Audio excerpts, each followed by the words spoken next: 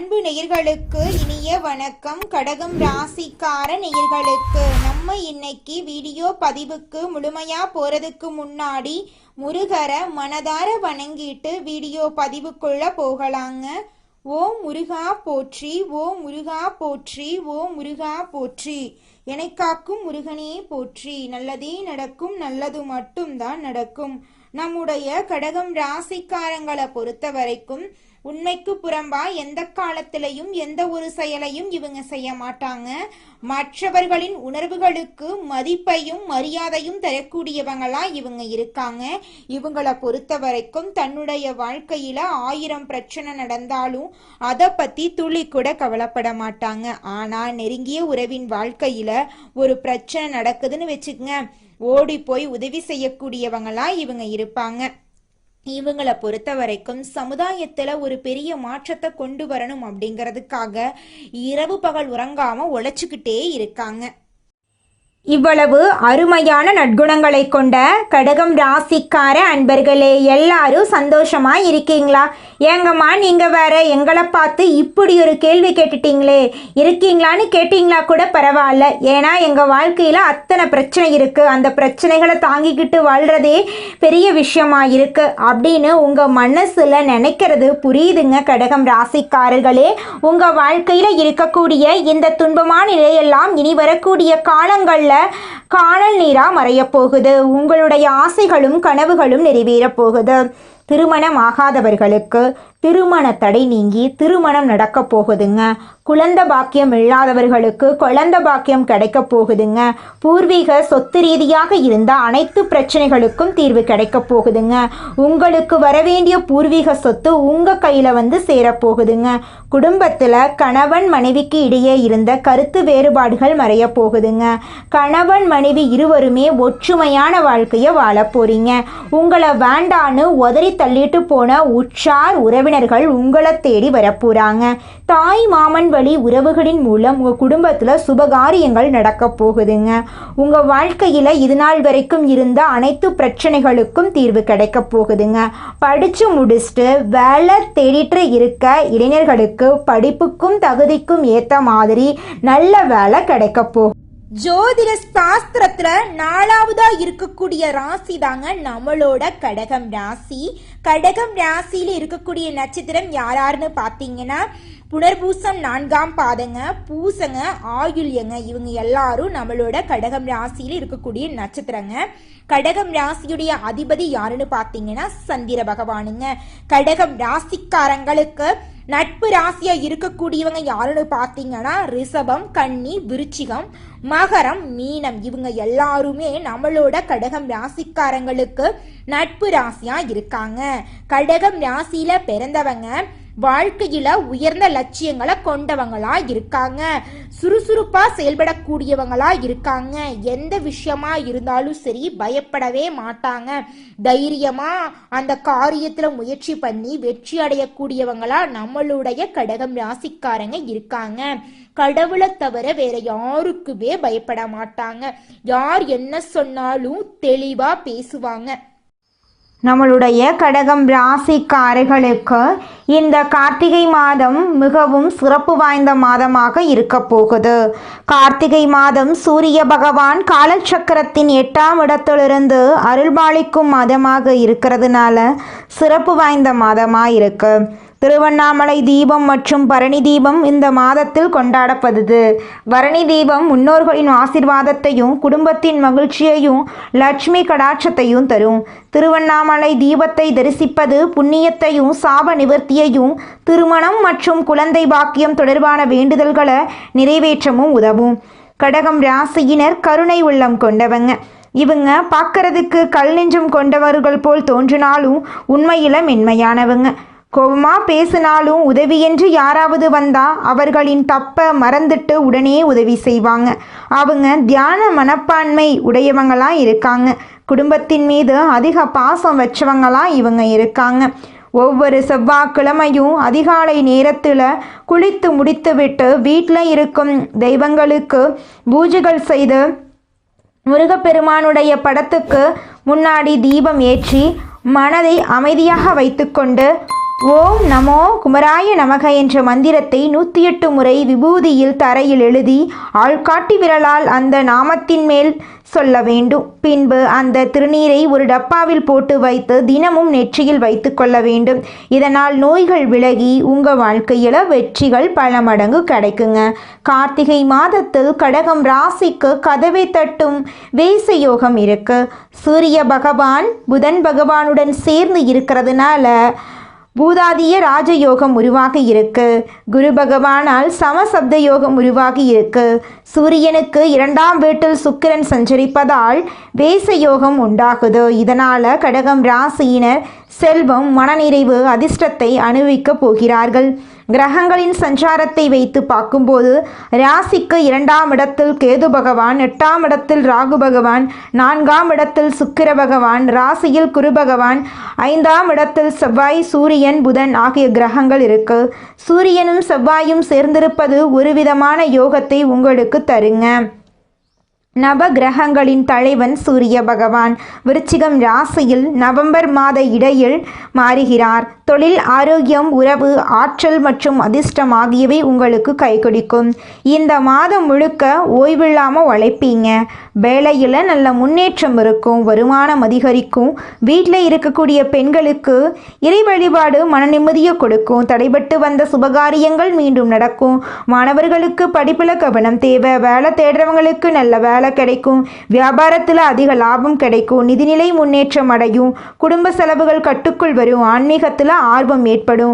உங்களுடைய ஆசைகளும் கனவுகளும் நிறைவேறும். உங்களுடைய வாழ்க்கையே இந்த மாதம் சொர்க்கமாக மாற வாய்ப்பு நிறையவே இருக்குதுங்க. மொத்தத்தில் கடகம் ராசிக்கு கஷ்டம் என்பது அவர்கள் சரி செய்ய வேண்டிய விதத்தில் மட்டும்தான் இருக்கு. சூழல்கள் உங்களுக்கு சாதகமாகத்தான் இருக்கு. எதிலும் கவனமாக இருந்துவிட்டால் எந்த கஷ்டமும் நிரந்தரமாக உங்களிடம் தங்காதுங்க. எதை பண்ணுவதற்கு முன்னாடியும் யோசிச்சு பண்ணுங்க. உங்களுடைய எண்ணம் போல உங்கள் வாழ்க்கையில் நல்லது மட்டும்தாங்க நடக்கும். கெட்டதுங்கிற பேச்சுக்கு துளி கூட இடம் கிடையாதுங்க. அடுத்ததாக நம்முடைய கடகம் ராசியில் இருக்கக்கூடிய ஒவ்வொரு நட்சத்திரக்காரர்களுக்கும் இந்த மாதம் எப்படி இருக்குன்னு பார்க்கலாங்க. நம்முடைய கடகம் ராசியில் இருக்கக்கூடிய முதல் நட்சத்திரம் புனர்பூசம் நட்சத்திரம். உங்களுக்கு இந்த மாதம் எப்படி இருக்குன்னு பார்க்கலாங்க.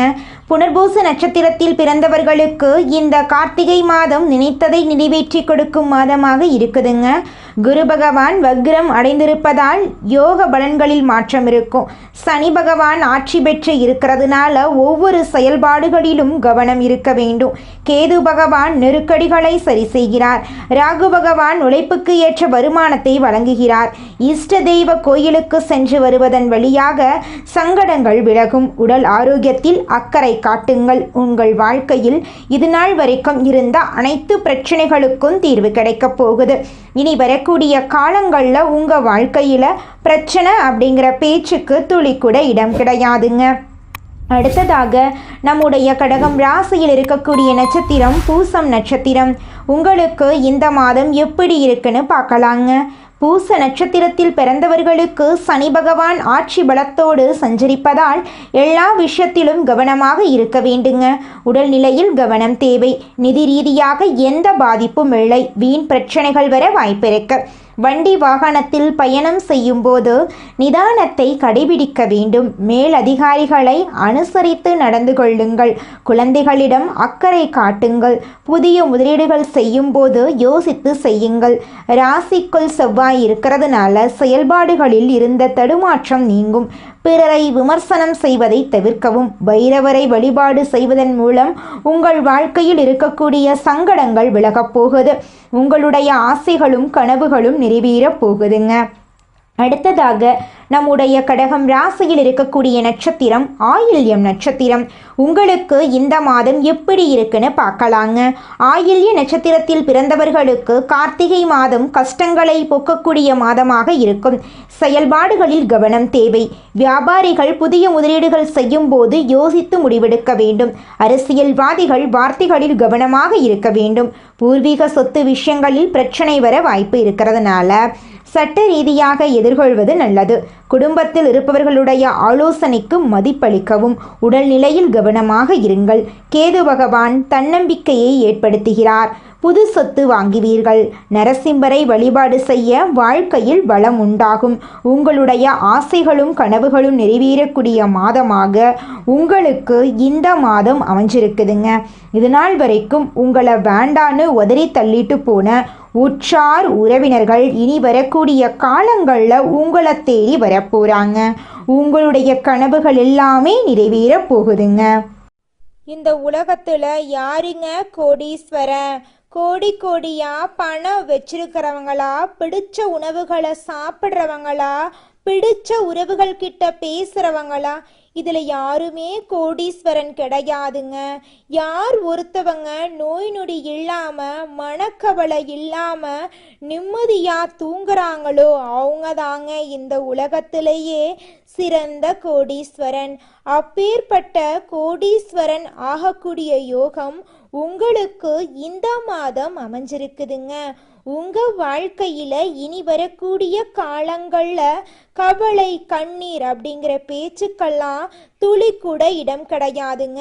இது நாள் வரைக்கும் உங்களுடைய மனசில் இருந்த மனக்கவலைகள் எல்லாம் இனி வரக்கூடிய காலங்கள்ல காணாம போகுதுங்க. நீங்க சந்தோஷமான ஆரோக்கியமான வாழ்க்கைய இனி வரக்கூடிய காலங்கள்ல வாழ போறீங்க. உங்க வாழ்க்கையில சந்தோஷம் நிலைச்சிருக்க போகுதுங்க. மனிதனா பிறந்த ஒவ்வொருவருக்கும் ஆசை இருக்கதாங்க செய்யும். அந்த ஆசைகளை அடைய நம்ம நினைச்சா மட்டும் பத்தாதுங்க. முழு மனசோட நம்மளுடைய ஆசைகளை அடைவதற்கான வழியை ஒவ்வொரு நாளும் என்ன பண்ணணும்னு யோசிச்சு அதற்கான திட்டங்களை தீட்டி உழைச்சிக்கிட்டே இருக்கணுங்க. உழைச்சா நிச்சயமா நம்மளுடைய ஆசைகள் எல்லாமே நிறைவேறிடுங்க. உங்க வாழ்க்கையில இனி வரக்கூடிய காலங்கள்ல உங்களுடைய அனைத்து ஆசைகளும் நிறைவேற போகுதுங்க. அப்படி ஒவ்வொரு மனிதனுக்கும் இருக்கக்கூடிய பொதுவான ஆசை என்னன்னு பார்த்தீங்கன்னா 16 செல்வங்களையும் அடைந்து வாழணும் அப்படின்னு தான் ஒவ்வொரு மனிதனுடைய ஆசையும் இருக்குதுங்க. பணம் வேணும், பதவி வேணும், புகழ் வேணும், கௌரவம் வேணும் அப்படின்னு தான் ஒவ்வொரு மனிதனும் தினமும் வாழ்ந்துகிட்டு இருக்கான். அதை நோக்கிய பயணத்தை தான் ஒவ்வொரு நாளும் மனிதன் வாழ்ந்துகிட்டு இருக்கான். ஒவ்வொரு நாளையும் ரசிச்சு வாழ்றது கிடையாது. எந்த ஒரு மனிதனும் போராட்டத்துல தாங்க இந்த உலகத்துல ஒவ்வொரு மனிதனும் வாழ்க்கைய வாழ்ந்துட்டு இருக்காங்க. நம்மளுடைய கடகம் ராசிக்காரங்க நீர் தத்துவத்தை அடிப்படையாக கொண்டவங்க. உணர்ச்சி, அன்பு, பரிவு உள்ளவங்க. கடகம் ராசிக்கு அதிபதி சந்திர பகவானுங்க. மனோகாரகன் சந்திர பகவான் அன்பு, கருணை, தாய்மை உணர்ச்சி, குடும்ப பாசம் ஆகியவற்றை குறிக்கிறாருங்க. கடகம் ராசியினர் பாசத்தை நிரூபிக்க உயிரையும் கொடுப்பாங்க. இவங்க உறுதியான மனப்பக்குவம் கொண்டவங்க. திட்டமிடுவதில் வல்லவர்களாக இவங்க இருப்பாங்க. ஆன்மீக சிந்தனைகள் அதிகம் உடையவங்களா இவங்க இருக்காங்க. நேர்மையானவங்களா, நியாயமானவங்களா இவங்க இருக்காங்க. வீட்டில் பூஜை அறை கட்டும்போது கடவுளுக்கு ஒரு இடத்த ஒதுக்கி கட்டணுங்க. பூஜை அறையில் 5 தெய்வங்கள் அடங்கிய படம் வைத்து வழிபாடு செய்கிறது நல்லதுங்க. விநாயகர் வினைகளை நீக்குவாருங்க. சரஸ்வதி தாயார் கல்வி ஞானத்தை தருவாங்க. மகாலட்சுமி தாயார் செல்வத்தை தருவாங்க. பெருமாள் குடும்பத்தில் அன்பு, பாசம், ஒற்றுமையை தருவார். முருகப்பெருமான் தைரியம், வெற்றியை தருவார். கடகம் ராசிக்காரங்க சிவபெருமானை வழிபட்டா மன அமைதி, ஆரோக்கியம் கிடைக்கும்.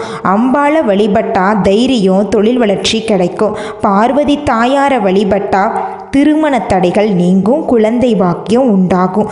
கிருஷ்ண பகவானை வழிபட்டா திருப்பதி ஏழுமலையான் அருள் கிடைக்கும், பண பிரச்சனைகள் தீரும். முருகப்பெருமான வழிபட்டா தைரியம் கிடைக்கும். கல்வியில உள்ள தடைகள் நீங்கும், வேலையில முன்னேற்றம் உண்டாகுங்க. கடகம் ராசிக்காரங்க உக்கிரமான தெய்வங்களான காளி, பைரவர், பிரசன்ன ஆஞ்சநேயர் ஆகிய தெய்வங்களை வழிபடக்கூடாதுங்க. ஏன்னா அவர்கள் மென்மையானவர்கள். உக்கிரமான தெய்வங்களை வழிபட்டால் மன அழுத்தம், கவலைகள் ஏற்படும். வீட்டில் உடைந்த சேதமடைந்த படங்களை வைத்து வழிபாடு செய்யக்கூடாதுங்க. சனி பகவானை வீட்டு பூஜை அறையில் வைத்து வழிபாடு செய்யக்கூடாதுங்க. இறந்த முன்னோர்களின் புகைப்படங்களை பூஜை அறையில் வைக்கவே கூடாதுங்க. பூஜை அறையை சுத்தமாக வச்சிருக்க வேண்டுங்க. திங்கட்கிழமை சந்திரனுக்கு பூஜை செய்கிறது நல்லதுங்க. வெள்ளிக்கிழமை லட்சுமி தாயாரை வழிபாடு செய்யறது மூலமாக உங்கள் கையில் செல்வாக்கு உயருங்க. செவ்வாய்க்கிழமை முருகப்பெருமானை வழிபட்டீங்கன்னா தைரியம் ஆரோக்கியம் மேம்படும். பால் வெண்ணெய் வெள்ளை மலர்களை கொண்டு சந்திரனுக்கு பூஜை செய்யுங்க. திங்கட்கிழமை விரதம் இருங்க. பசுங்கன்றுக்கு புல்தானம் செய்யுங்க.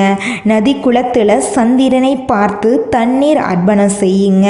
கடகம் ராசிக்காரங்க தங்கள் வீட்டில் எந்த தெய்வங்களை வைத்தால் நல்லது நடக்கும் அப்படின்னு பார்த்தீங்கன்னா முருகர் விநாயகர் இவங்க 2 பேரையும் உங்களுடைய வீட்டு பூஜை அறையில் வைத்து தினமும் வழிபாடு செஞ்சுக்கிட்டு வாங்க. உங்களுடைய ஆசைகளும் கனவுகளும் அடுக்கடுக்காக நிறைவேறப் போகுங்க. நீங்கள் இந்த நிமிஷம் வரைக்கும் உங்களுக்காக வாழ்க்கையை வாழறதே கிடையாதுங்க. உங்களை சுற்றி இருக்கிறவங்களுக்கு பயந்து தாங்க வாழ்க்கையை வாழ்ந்துக்கிட்டு இருக்கீங்க. நாம் இந்த செயலை செஞ்சால் நம்மளை சுற்றி இருக்கிறவங்க நம்மளை பற்றி தப்பாக நினச்சிருவாங்களோ, இந்த சொன்னால் நம்மளை பற்றி அவங்க தப்பாக நினச்சிருவாங்களோ அப்படின்னு அடுத்தவங்களை கண்டு பயந்து வாழ்க்கையில் எந்த ஒரு செயலையும் செய்யாமல் ஒரே இடத்துல நீங்கள் முன்னேறாமல் நின்றுக்கிட்டு இருக்கீங்க. இனி வரக்கூடிய காலங்களையாவது யாரை கண்டும் அச்சப்படாம கடவுளை கண்டு மட்டும் பயந்தா மட்டும் போதுங்க. வேற யாரை கண்டும் நீங்க பயப்பட வேண்டாம். கடவுள் இந்த உலகத்துல உங்களை எதுக்காகங்க படைச்சிருக்காரு? உங்களுக்காக நீங்க வாழணும் அப்படிங்கறக்காக தான் படைச்சிருக்காரு.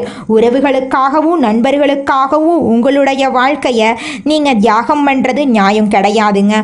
உங்களுக்காக உங்க வாழ்க்கைய வாழ கத்துக்கோங்க. வாழ்ற வாழ்க்கை ஒரு முறை தாங்க. அந்த வாழ்க்கைய உங்களுக்காக வாழ கத்துக்கோங்க. நம்மளுடைய கடகம் ராசிக்காரங்க குடும்பத்தின் மீது அதிக அக்கறை கொண்டவர்களாகவும் கற்பனை திறன் மிக்கவர்களாகவும் இருக்காங்க. பிறருக்கு உதவி செய்யும் மனப்பான்மை கொண்டவர்களா இவங்க இருக்காங்க. கலைத்துறையில் சிறந்து விளங்கக்கூடியவங்களா இவங்க இருக்காங்க. கடகம் ராசிக்கு குருவின் அதிசார உச்சம் டிசம்பர் மாதம் வரை இருப்பதால தலையெழுத்தே மாறக்கூடிய யோகம் உண்டாக போகுது. குரு ஜாதகத்தில் உள்ள தோஷங்களை நீக்குவாரு. கடகம் ராசிக்கு இது நாள் வரை 12 குரு இருந்ததால் ஏற்பட்ட தடைகள் இனி நீங்கும். குரு பகவான் கடகம் ராசிக்கு 6ஆம் மற்றும் 9ஆம் வீட்டின் அதிபதி. 6ஆம் வீடு நோய், எதிரி, கடன், வம்பு, வழக்கு போன்றவற்றை குறிக்குதுங்க. 9ஆம் வீடு தந்தை, ஆன்மீகம், அதிர்ஷ்டம் போன்றவற்றை குறிக்குதுங்க. குரு கடகம் ராசிக்கு வருவதால் கடகம் ராசிக்காரர்களுக்கு நல்ல வருமானம், உடல் ஆரோக்கியம், அந்தஸ்து உயரும்.